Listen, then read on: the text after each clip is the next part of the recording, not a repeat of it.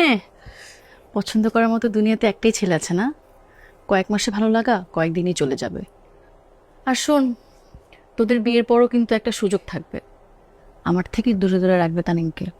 আজকাল কিন্তু এসব অহরহ ঘটে।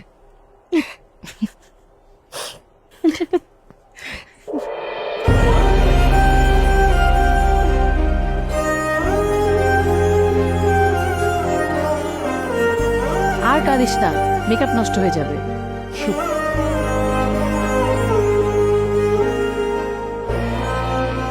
আপনার কোনো দোষ নেই, আপনি আমাকে অনেকবার বলতে চেয়েছেন, আমি ইচ্ছে করে শুনিনি।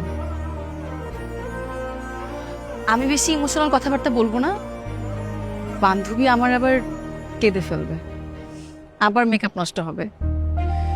আমি শুধু আপনাকে একটা কথা বলবো, তোরে যদি ওই সময় আমাকে আপনার নাম ঠিকানা দিত, আমি কিন্তু আপনাকে ঠিকই শাসিয়ে আসতাম। তখন তো প্রেমিক ছিলেন, এখন আমার বান্ধবীকে আপনার হাতে তুলে দিচ্ছি। যদি কখনো শুনি তোরকে কষ্ট দিয়েছেন, খবর আছে কিন্তু।